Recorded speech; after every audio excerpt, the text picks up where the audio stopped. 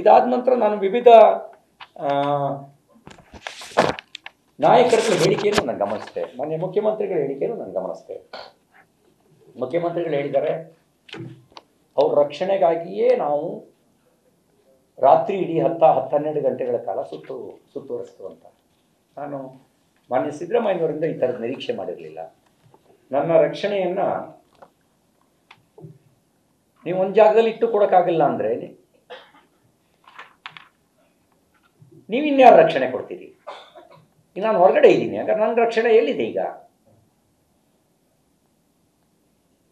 ನಿಮ್ಮಿಂದ ಆ ರೀತಿ ಹೇಳಿಕೆಯನ್ನು ನಿರೀಕ್ಷೆ ಮಾಡಿರಲಿಲ್ಲ ನಾನು. ನೀವು ಕಾನೂನು ತಜ್ಞರು, ನೋಟಿಸ್ ಕೊಡದಲ್ಲೇ ಅರೆಸ್ಟ್ ಮಾಡೋದನ್ನು ನೀವು ಸಮರ್ಥನೆ ಮಾಡ್ಕೊಳ್ತೀರಾ? ವಿಧಾನ ಪರಿಷತ್ನಲ್ಲಾದ ಘಟನೆಯ ಸತ್ಯಾಸತ್ಯತೆ ಪರಿಶೀಲನೆ ಮಾಡಿದ್ರೆ ನಿಮ್ಮ ಹತ್ರ FSL ರಿಪೋರ್ಟ್ ಇದೆಯಾ? ನಾನು ಹೆಂಗೆ ಅರೆಸ್ಟ್ ಮಾಡಿದ್ರಿ ನಾನು ಮಾಡಿದ್ದೀನಿ ಅಂತ? ಪಾಕಿಸ್ತಾನ ಜಿಂದಾಬಾದ್ ಅಂತ ಕೂಗ್ದವ್ರನ್ನ FSL ರಿಪೋರ್ಟ್ ಬರಲಿ, ಮಾಧ್ಯಮದಲ್ಲಿ ಹಂಗೆ ಬರ್ತಾ ಇದೆ, ಆದರೆ ಸತ್ಯಾಸತ್ಯತೆ ತಿಳ್ಕೊಬೇಕಲ್ರಿ, FSL ರಿಪೋರ್ಟ್ ಬರಲಿ ಅಂತ ಹೇಳಿದ್ರಿ. ನನ್ನ ವಿಷಯದಲ್ಲಿ ನೀವು FSL ರಿಪೋರ್ಟ್ ಇದೆಯಾ ನಿಮ್ಮ ಹತ್ರ? ಮತ್ತೆ ನಿಮ್ಮ ನಡವಳಿಕೆ ಹೇಗಿದೆ ಅಂದರೆ, ಅತ್ಯಾಚಾರ ಮಾಡಿದ ದೂರು ದಾಖಲಾಗಿದೆ ನಿಮ್ಮ ಶಾಸಕರ ಮೇಲೆ, ನಿಮ್ಮ ಮಾಜಿ ಸಚಿವರುಗಳ ಮೇಲೆ. ಇವತ್ತಿನವರೆಗೂ ನೀವು ಅವ್ರ ಮೇಲೆ FIR ದಾಖಲಿಸಿ ಅರೆಸ್ಟ್ ಮಾಡಲಿಲ್ಲ. ನನ್ನನ್ನು ಅರೆಸ್ಟ್ ಮಾಡಿದ್ರಿ. ಹಾಗಿದ್ರೆ ನಿಮ್ಮ ಉದ್ದೇಶ ಏನಿತ್ತು? ಮುಖ್ಯಮಂತ್ರಿಗಳು ಕಾನೂನು ತಜ್ಞರಾಗಿ ನೀವು ಆ ರೀತಿ ಹೇಳಿದ್ದು ದುರದೃಷ್ಟಕರ.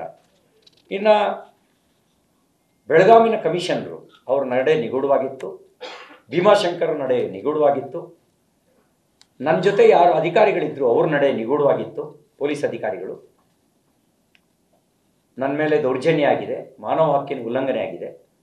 ಇವರೆಲ್ಲರ ಕಾಲ್ ರೆಕಾರ್ಡನ್ನು ಪರಿಶೀಲನೆ ಮಾಡಬೇಕು, ನ್ಯಾಯಾಂಗ ತನಿಖೆ ಆಗಬೇಕು. ನ್ಯಾಯಾಂಗ ತನಿಖೆಯಾಗಿ ಯಾರ ಜೊತೆ ಇವರು ಮಾತಾಡ್ತಿದ್ರು?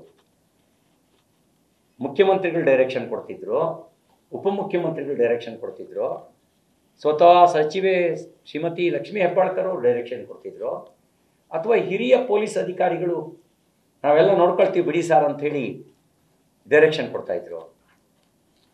ಇದು ನ್ಯಾಯಾಂಗ ತನಿಖೆ ಆಗಬೇಕು. ಅವರ ಖಾಸಗಿ ಫೋನು, ಅಫಿಷಿಯಲ್ ಫೋನು, ಎರಡರ ಕಾಲ್ ರೆಕಾರ್ಡು ಕೂಡ ತನಿಖೆ ಆಗಬೇಕು. ಇನ್ನೊಂದು, ನನ್ನ ಫೋನ್ ಟ್ಯಾಪಿಂಗ್ ಆಗ್ತಾ ಇದೆ, ನನ್ನ ಆರೋಪ. ಫೋನ್ ಟ್ಯಾಪಿಂಗ್ ಮಾಡಿಸ್ತಾ ಇದ್ದಾರೆ. ಇದ್ರ ಬಗ್ಗೆಯೂ ತನಿಖೆ ಆಗಬೇಕು. ಯಾಕೆಂದರೆ ನಾನು ಕೆಲವು ಮಾತಾಡಿದ್ದು